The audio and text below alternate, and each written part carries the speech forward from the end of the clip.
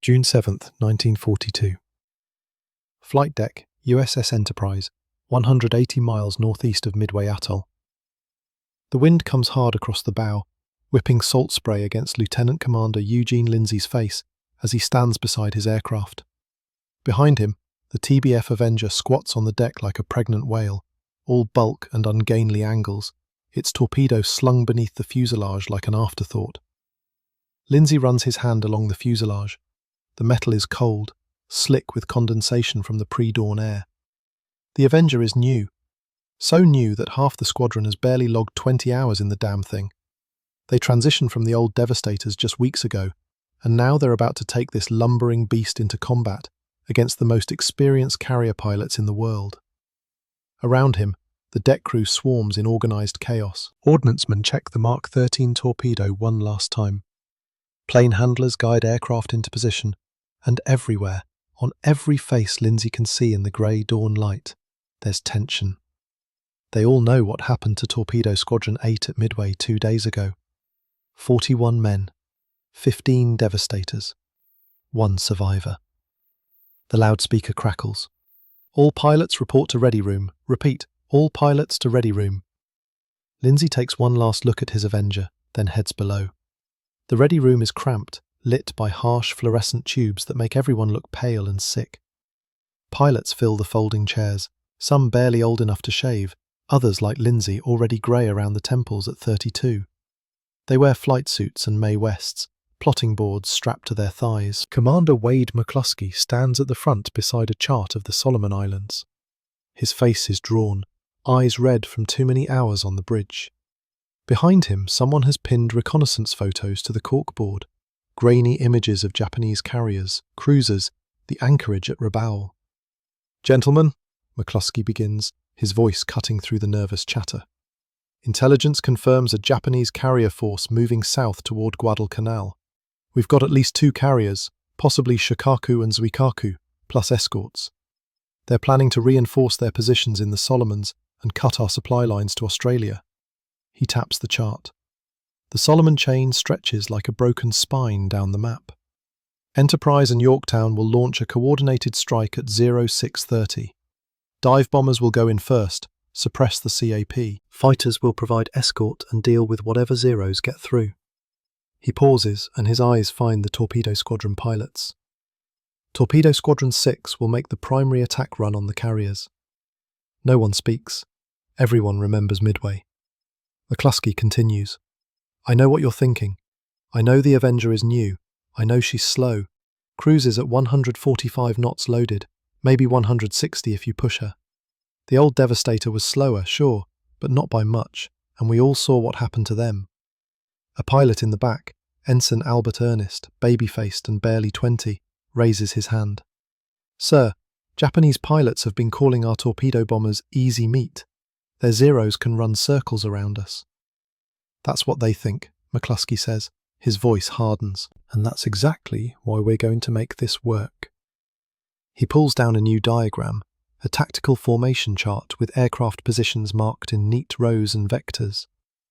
The Japanese are used to our old tactics, solo runs or small groups coming in low and slow while their Zeros dive on us like hawks on field mice. They've gotten comfortable, arrogant even. He traces a line on the chart. But the Avenger gives us something the Devastator never had: durability. She's got armour, self-sealing tanks, a rear turret with a .50 caliber, and a belly gun. Lindsay leans forward. He's seen the specs. The Avenger can take punishment, but can it dish it out? More importantly, McCluskey continues, we're not going in alone. This time, fighters stay with the Torpedo Squadron. F4F Wildcats will fly top cover and engage the Zeros before they can dive on you. Dive bombers will pull cap attention, and you, he points at the torpedo pilots, you will come in coordinated. Low, fast as you can manage, and together. Saturate their defences, make them choose targets, make them panic. He lets that sink in. The Japanese think the Avenger is just a fatter Devastator. Let them keep thinking that, right up until the moment you put a Mark 13 into their carrier's guts. The briefing ends 10 minutes later. Pilots file out, heading back to the flight deck. Some stop at the head. Others grab coffee that tastes like oil and cigarettes. Lindsay catches Ernest by the ladder. "You good, Ensign?" Ernest nods, but his hands are shaking. "First combat mission, sir." "I know." Lindsay claps him on the shoulder. "Stay in formation, watch your airspeed, and if a Zero gets on your tail, don't try to dogfight. Get on the radio, call for help, and let your gunner do his job." "Yes, sir." They climb back to the deck. The sun is just breaking the horizon now, painting the ocean in shades of grey and gold. The Avengers sit in a line, engines already turning over, props creating wind that smells like aviation gas and hot oil. Lindsay climbs into his cockpit. His radio man, ARM-2C Charles Moore, is already in the rear turret. His gunner, Seaman Bill Richards, squeezes into the belly position. Lindsay straps in, checks his instruments, fuel, oil pressure, magnetos, everything green. The flight deck officer signals. Lindsay pushes the throttle forward. The Avenger shudders, strains against the wheel chocks. The prop wash hammers the deck crew crouching behind the wings. "Chocks away!" The Avenger rolls forward, gaining speed. Lindsay pulls back on the stick, the nose lifts. The wheels leave the deck, and for a moment, just a moment, the ungainly bomber feels like it's flying. But only for a moment. As soon as they're airborne and forming up, the reality sets in. The Avenger is heavy, slow. The torpedo drags beneath the fuselage like an anchor. Every control input feels sluggish, delayed. Lindsay has to fight the stick just to maintain altitude and speed. Around him, the squadron forms into a loose echelon. 12 Avengers in all. Behind and above, 6 F4F Wildcats take up escort positions. Higher still, the SBD Dauntless dive bombers climb toward their attack altitude. The formation turns south, toward the enemy. And somewhere out there, beyond the horizon, Japanese pilots are already climbing into their Zeros, laughing at the slow, fat American torpedo bombers they're about to swat from the sky. Section 2. First contact 0700. 2 hours. 125 miles south of Enterprise. Altitude 1,200 feet. The ocean below is empty, not a ship in sight. Just endless blue-grey water rolling in long swells, the surface glittering where the early morning sun catches the whitecaps. Lindsay checks his plot board. They're on course, right where they're supposed to be. But no sign of the Japanese fleet. His radio crackles. "Torpedo 6 lead, this is Scout 2. Contact bearing 185, range 40 miles. Multiple surface contacts, probable carriers and escorts. Over." Lindsay keys his mic. "Scout 2, Torpedo 6 lead, understood. Proceeding to contact. Out." He banks left, bringing the formation around to the new heading. The Avengers follow, their silhouettes dark against the morning sky. The Wildcats above adjust their orbit, staying high and fast, ready to dive. 40 miles. At 150 knots, that's 16 minutes. Lindsay's mouth is dry. He reaches for his canteen, takes a sip, forces himself to swallow. Beside him, strapped to the instrument panel, is a photo of his wife. He touches it once, briefly. Then he focuses forward. 15 minutes. The radio comes alive. Chatter from the dive bombers, already beginning their attack runs from altitude. Then the sharper, clipped voices of fighter pilots engaging. "Zeros at Angels 15, coming down fast. I got 2 on my 6. Brake right, brake right." And underneath it all, the steady drone of the Avenger's engine, the rhythmic thump of the propeller, the whistle of wind past the canopy. 10 minutes. Lindsay sees them now, dark shapes on the horizon, low and sleek. Ships. The Japanese fleet, spread out in a defensive formation. And in the centre, unmistakable even at this distance, 2 carriers. Their flight decks long and flat, already launching aircraft. Zeros. Dozens of them, climbing like angry hornets from a kicked nest. "All Torpedo 6 aircraft, this is lead. Descend to attack altitude. Maintain formation. Wildcats, stay close." The Avengers nose down. Lindsay pushes the stick forward, watching the altimeter unwind. 1,000 feet. 800. 500. They level off at 200 feet, skimming just above the wave tops. At this height, The ocean is a blur of motion, the swells rising and falling, the spray kicked up by the props misting the windscreen. The carriers are clear now. Lindsay can make out individual structures, the island superstructure, the elevators, the ranks of aircraft parked on the deck. One of them is turning into the wind, preparing to launch more fighters. Range 6 miles. And then the Zeros arrive. They come from above and ahead, diving out of the sun with their guns already firing. Lindsay sees the muzzle flashes first, bright winking points of light, then the tracers, arcing down in glowing lines that seem to move in slow motion until they accelerate past the canopy with a sound like ripping canvas. Zeros! Zeros attacking from 10 o'clock high! The Wildcats respond immediately, rolling inverted and diving to intercept. 2 F4Fs scream past Lindsay's wing, their engines howling, and engage the lead Zeros head-on. The sky erupts into a swirling furball of aircraft, Japanese and American, friend and foe, impossible to distinguish in the chaos. But more Zeros are coming. One dives on Ensign Ernest's Avenger, guns stitching a line across the water, walking the impacts up toward the aircraft. Lindsay watches, helpless, as the rounds chew into Ernest's starboard wing. Fabric tears, metal sparks. But the Avenger doesn't explode. It keeps flying. The Zero pulls up, climbing for another pass. But before it can turn around, Ernest's turret gunner opens fire. The .50 caliber hammers, sending a stream of tracers after the climbing Zero. Most miss, but 2 or 3 rounds connect, punching through the Zero's thin aluminium skin. The Zero wobbles. Smoke trails from its engine. It banks away, losing altitude, and disappears behind a swell. Ernest's Avenger is still flying. Lindsay keys his mic. Good shooting, Ernest. Stay in formation. Another Zero attacks from the right, this one smarter, coming in low and fast from the beam where the Avenger's guns have limited traverse. Lindsay sees it too late. The Zero's 20mm cannon barks. Shells slam into his starboard wing root. The Avenger shudders. Alarms scream. Oil pressure drops on the starboard side. We're hit! More yells from the turret, but they're still flying. Lindsay fights the controls, compensating for the damaged wing. The Avenger pulls left, sluggish and heavy. He trims it out as best he can, keeps the nose pointed at the carriers. Range 4 miles. The Japanese fleet is fully alert now. Destroyers and cruisers open fire with anti-aircraft guns. Black puffs of flak bloom across the sky, too high at first, then adjusting, walking down toward the attacking torpedo bombers. The air fills with shrapnel and smoke. An Avenger to Lindsay's left takes a direct hit. The aircraft disintegrates in a ball of orange fire. No parachutes. 3 miles. Lindsay can see sailors on the carrier deck now, running, pointing. The carrier is turning hard to port, trying to present its bow and reduce the target profile. But it's a big ship, slow to respond. A Wildcat flashes past, chasing a Zero that's lined up on another Avenger. The Wildcat's guns hammer. The Zero breaks off, trailing smoke.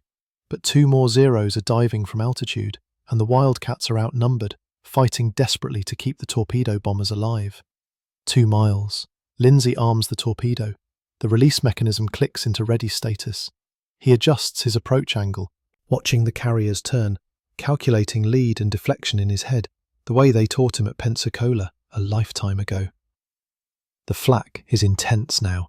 Shells burst all around, close enough that he can feel the concussions through the airframe. Black smoke drifts across his vision.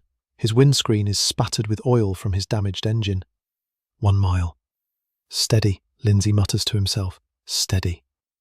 The carrier grows in his gun sight, massive, unstoppable. The deck is covered with aircraft, Zeros, dive bombers, all waiting to launch.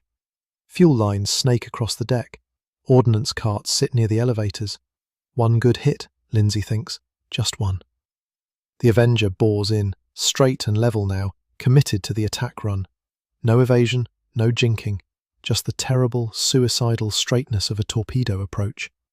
800 yards. Lindsay's finger hovers over the release.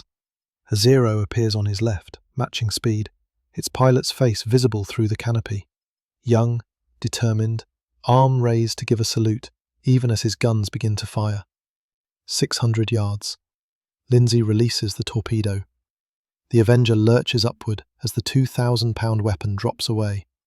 Lindsay hauls back on the stick, climbing, turning hard right to get away from the flak zone. Behind him, Moore's turret gun is firing continuously, laying down covering fire. Lindsay cranes his neck, watching. The torpedo hits the water, vanishing in a plume of white spray. For a moment, he can't see it. Then the wake appears, a thin white line racing across the surface, arrow straight, aimed at the carrier's midsection. The carrier is still turning, too slowly. The torpedo tracks true. 20 seconds. 15. The carrier's bow swings. Too late. 10 seconds. And then the ocean erupts. The explosion lifts the carrier's midsection, bulging the deck plates upward. A column of water and fire climbs skyward higher than the masts. The shockwave ripples outward, visible as a distortion in the air. Secondary explosions follow. Fuel, ordnance, something catastrophic deep in the ship's guts. The carrier begins to list. Lindsay doesn't wait to see more. He's already climbing, throttle wide open despite the damaged engine, trying to gain altitude and distance. Around him, other Avengers are egressing, some trailing smoke, some flying level, all getting the hell out. The Zeros are still attacking, but the Wildcats are holding them back, turning every diving pass into a dogfight, buying seconds and minutes for the bombers to escape. Lindsay checks his formation. He counts 8 Avengers. They started with 12. 4 lost. But they sank a carrier, and they proved something. Section 3, Rabaul Harbour, August 24th, 1942. 1420 hours. USS Enterprise, 150 miles east of Guadalcanal. 2 months have passed since that first carrier strike. 2 months of brutal attrition, missions over Guadalcanal, strikes against Japanese convoys, combat air patrols that stretched crews to exhaustion. The Avengers keep flying, keep fighting, and slowly, grudgingly, they're earning respect. Not from the Japanese, not yet, but from their own side. Lindsay stands on the flight deck, watching as ordnancemen load torpedoes onto the squadron's aircraft. The Avengers look different now, scorched, patched, repainted in places where battle damage was repaired. Some have kill markings stenciled beneath the cockpit, small Japanese flags for confirmed ship kills. His own aircraft has 3. The loudspeaker crackles. All Torpedo 6 personnel report to Ready Room for mission briefing. Here we go again. The Ready Room is more crowded now. Replacement pilots have arrived, fresh from stateside training. They sit in the back, wide-eyed, trying not to stare at the veterans who've survived the last 2 months. Lindsay takes his usual seat, 3rd row, left side. McCluskey enters, followed by an intelligence officer carrying a thick folder of reconnaissance photos. "Gentlemen," McCluskey begins without preamble. "Rabaul Harbour. The Japanese have been using it as a major staging point for their operations in the Solomons. Intelligence confirms at least 5 heavy cruisers in port, along with numerous destroyers and support vessels." He pins a photo to the board. The harbour is crammed with ships, anchored in tight formation. "Our mission is to neutralise those cruisers before they can sortie against our positions at Guadalcanal. This will be a coordinated strike. Dive bombers, torpedo bombers, and fighter escort. The twist, we're going in at dusk, low light. The Japanese won't expect an attack this late in the day." A hand goes up, one of the new pilots. "Sir, what about defences?" "Extensive," McCluskey says flatly. "Rabaul has more anti-aircraft guns than any other Japanese base in the theatre. Zeros based on the airfield will scramble the moment we're detected, and the harbour approaches are narrow. You'll be threading between headlands with limited room to manoeuvre." He lets that sink in. But here's the advantage. The Japanese still think the Avenger is slow and vulnerable. Their pilots have been writing reports for months about how easy we are to shoot down. They've gotten overconfident. They expect us to come in alone, or in small groups, and they expect their Zeros will tear us apart before we can release. McCluskey smiles. It's not a pleasant smile. We're going to show them otherwise. 1640, hours, flight deck. The sun is already sinking toward the horizon, painting the sky in shades of orange and purple. Lindsay straps into his Avenger, running through the pre-flight checks on autopilot. Moore is in the turret, checking ammunition. Richards is in the belly gun position, quiet as always. The deck officer signals. Engines start in sequence, a rising thunder of radial engines that shakes the flight deck. One by one, the Avengers roll forward and launch, climbing into the gathering dusk. The formation heads west toward Rabaul. 17:35 hours, 30 miles from Rabaul. The sky is darkening fast now, the sun just a sliver on the horizon. Below, the ocean has turned from blue to black. Ahead, the volcanic peaks of New Britain rise like jagged teeth. Lindsay's radio crackles. All aircraft, this is strike lead. Preliminary reports indicate heavy cruiser activity in the harbour. Dive bombers will attack first, suppress flak positions. Torpedo bombers will follow, focus on the cruisers. Wildcats, keep the Zeros off our backs. Torpedo 6 lead copies. They descend through scattered clouds. Rabaul appears below, a natural harbour surrounded by steep hills, the anchorage glowing with the lights of dozens of ships. The Japanese aren't blacked out. They don't expect an attack this late. Big mistake. The dive bombers go in first, screaming down from altitude with their sirens wailing.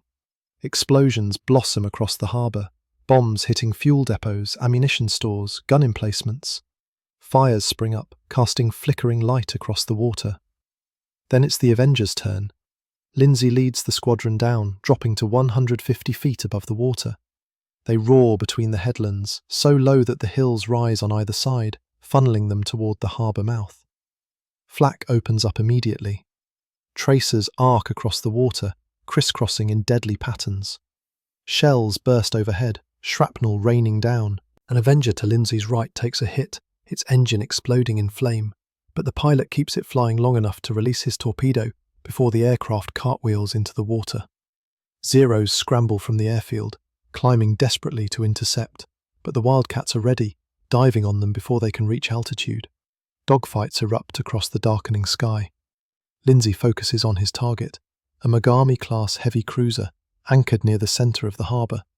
The cruiser's guns are firing, tracers streaming toward the attacking aircraft. Range 1 mile. Lindsay arms the torpedo. A Zero dives on him from above, guns blazing. Rounds punch through his port wing, but Moore's turret swivels, tracking the Zero, and opens fire. The Zero pulls off, smoking. 800 yards. The cruiser is turning now, trying to present its stern. But it's anchored. It can't manoeuvre. 600 yards. Lindsay releases. The torpedo drops, hits the water, runs true. 15 seconds later, it slams into the cruiser's hull, just forward of the bridge. The explosion tears the ship open, lifting the bow clear of the water. Fires erupt along the deck. The cruiser begins to settle. All around the harbour, other Avengers are making their attacks. Torpedoes slice through the water, converging on targets from multiple angles. The Japanese gunners don't know where to shoot. They're overwhelmed, saturated. 2 more cruisers take hits. One capsizes within minutes. Another is burning from stem to stern. Lindsay climbs out, dodging flak, his engines screaming. The sky is chaos. Aircraft twisting and diving, explosions, tracers, smoke. But they're doing it. They're winning. And somewhere below, in the harbour's operations centre, Japanese commanders are watching their fleet burn, watching the slow, vulnerable Avengers tear their ships apart, and realising, maybe for the first time, that their intelligence was wrong. Section 4. Guadalcanal, the turning point. November 12th, 1942, 22:30 hours. Henderson Field, Guadalcanal.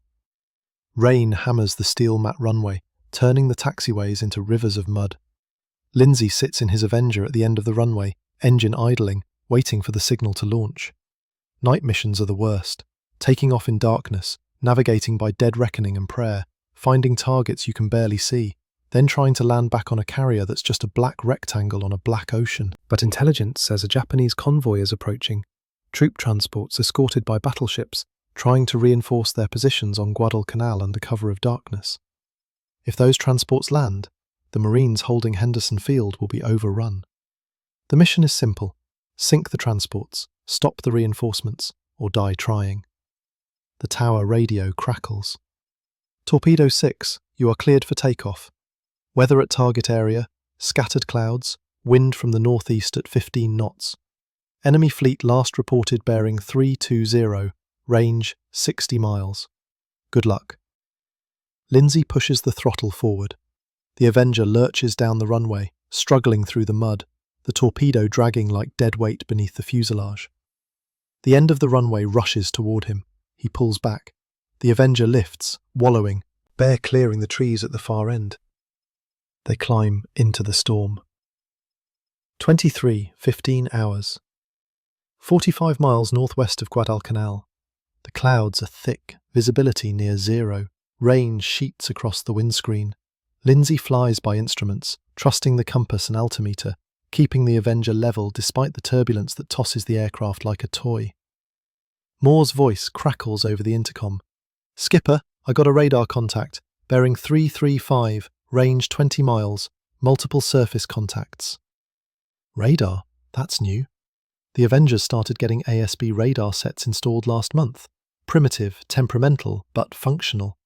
And right now, in this darkness, it's the only way they're finding anything. "Copy, adjusting course."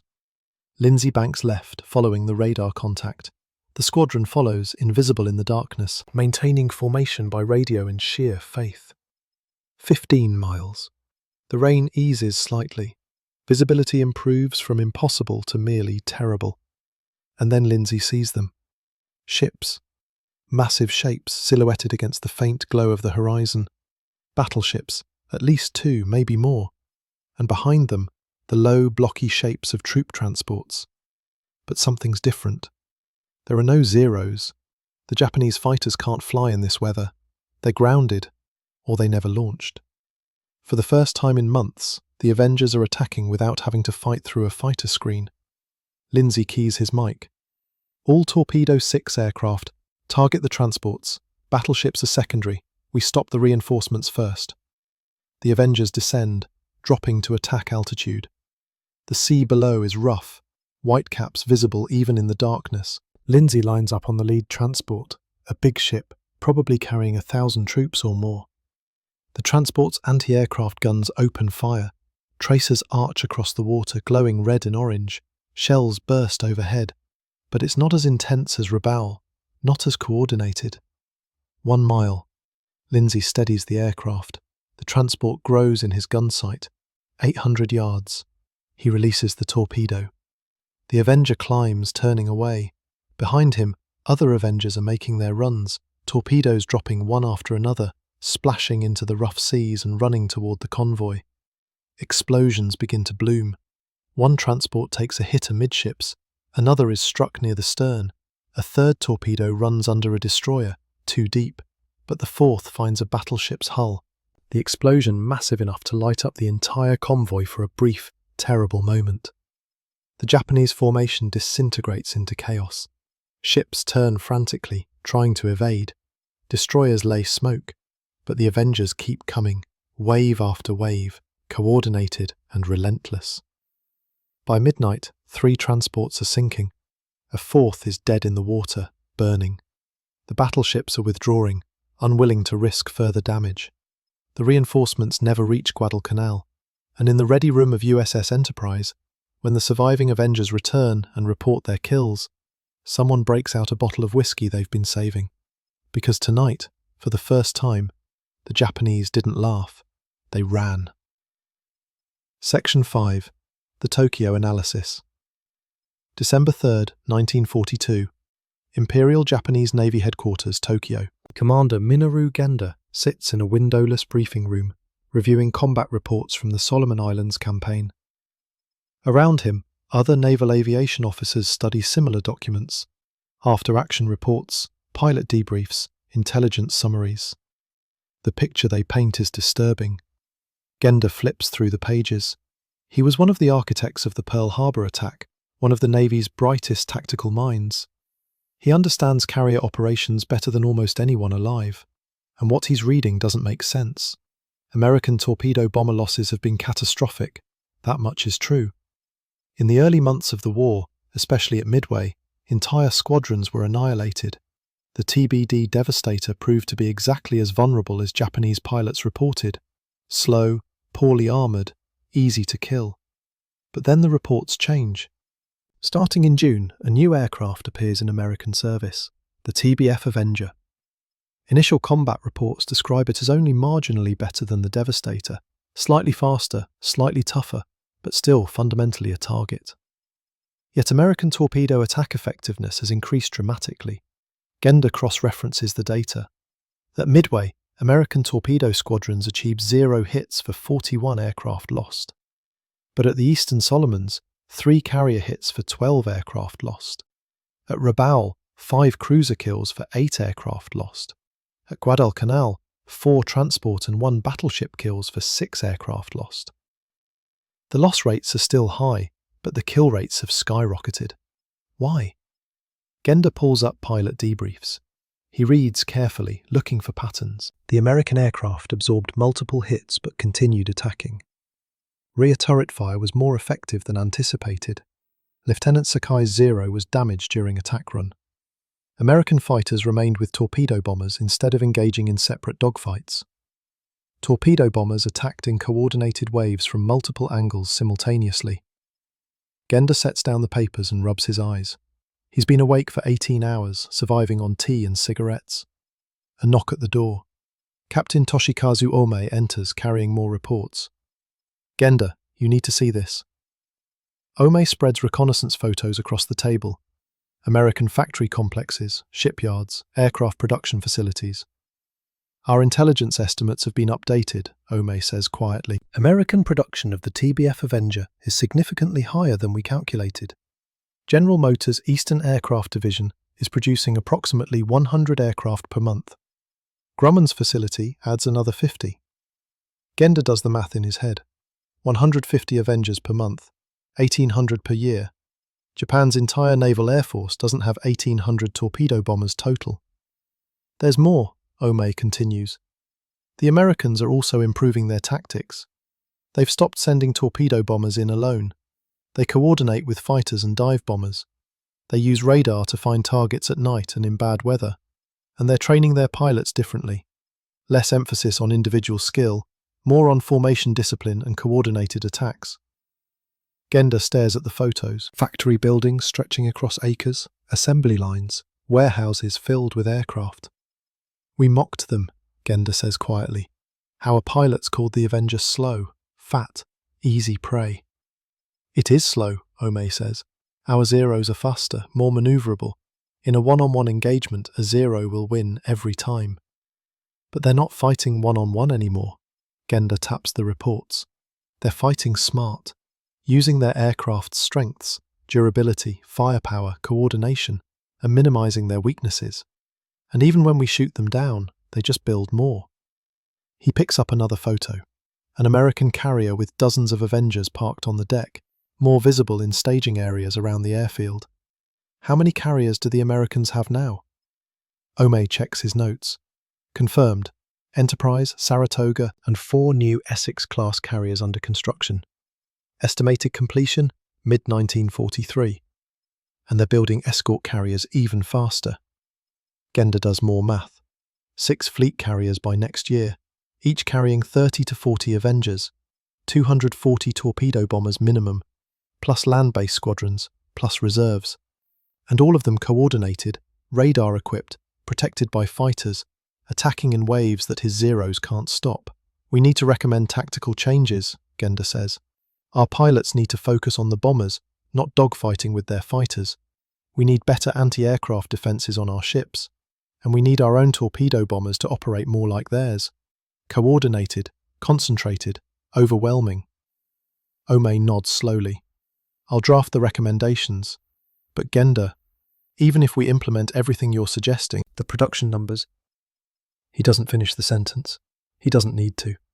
Because both men understand the truth. Japan can improve tactics, train better pilots, build better aircraft. But they can't match American production. They can't build 150 torpedo bombers per month. They can't replace losses faster than the Americans inflict them. They can't win a war of attrition against an industrial base that treats aircraft carriers the way most nations treat automobiles. Gender gathers the reports into a folder. I'll present this to the staff tomorrow. Will they listen? They'll listen, Gender says. Whether they'll act on it, that's another question. He stands, heading for the door. But he pauses, looking back at the reconnaissance photos spread across the table. The factories, the assembly lines, the endless rows of aircraft. "We were so focused on how easy the Avenger was to shoot down," Genda says quietly, "that we never asked the important question." What question? How many of them can they build? Section 6. Santa Cruz, the Swarm.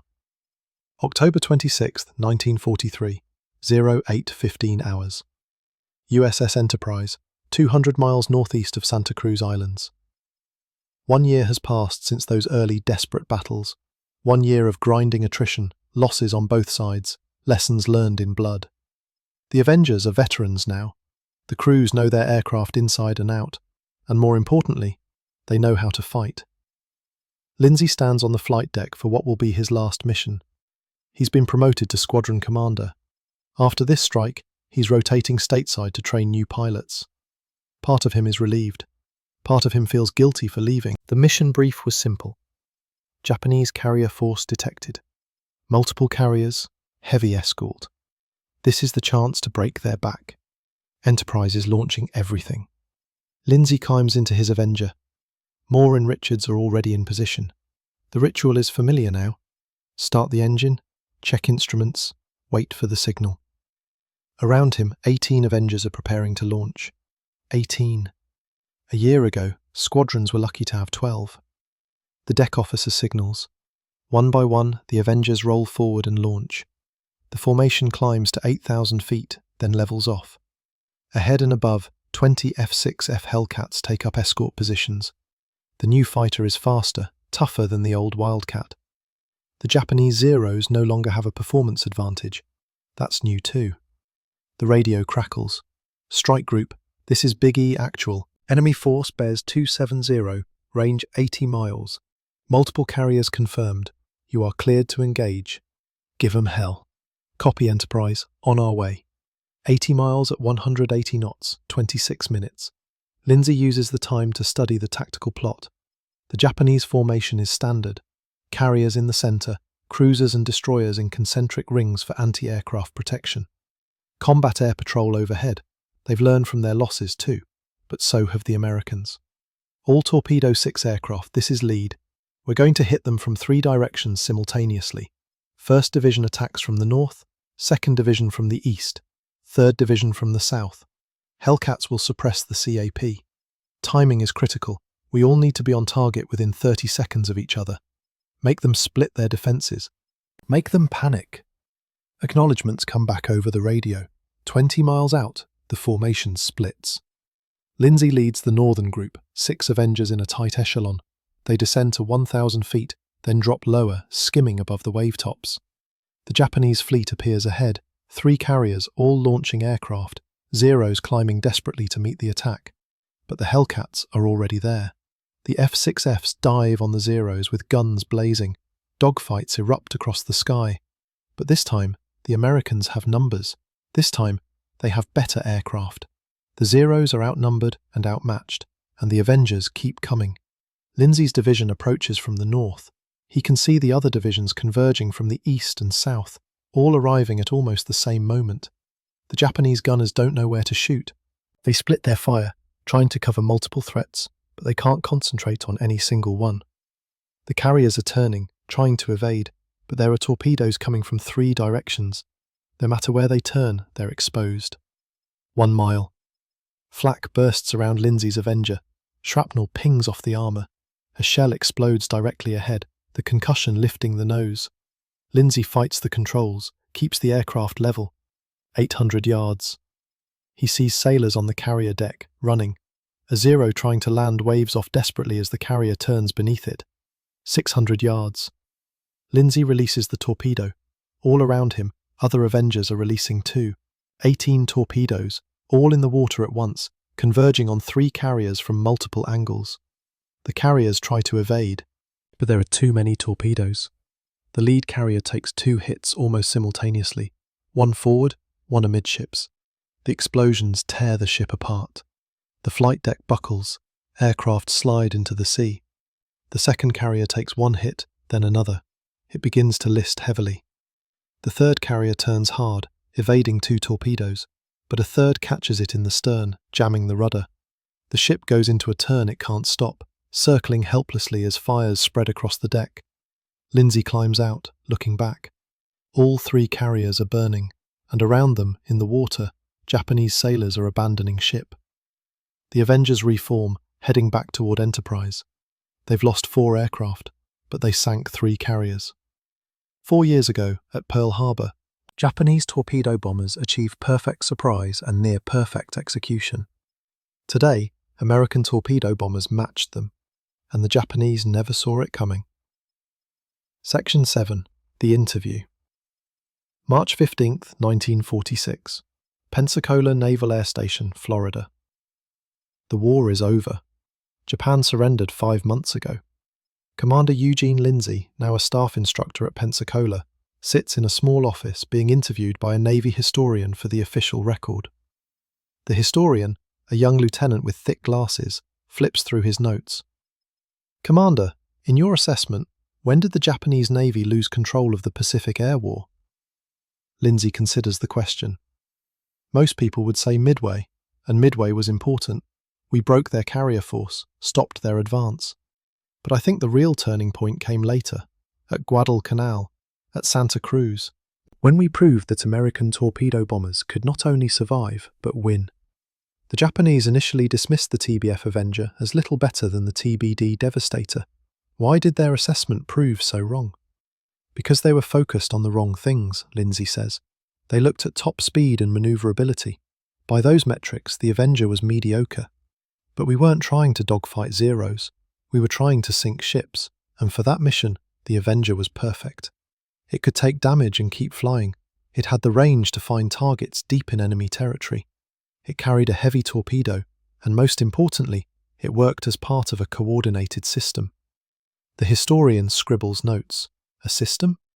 Fighters to suppress enemy cap, dive bombers to hit from altitude and draw defensive fire, torpedo bombers coming in low from multiple angles, saturating defenses, radar to find targets in any weather, damage control and armor to survive long enough to deliver the weapon.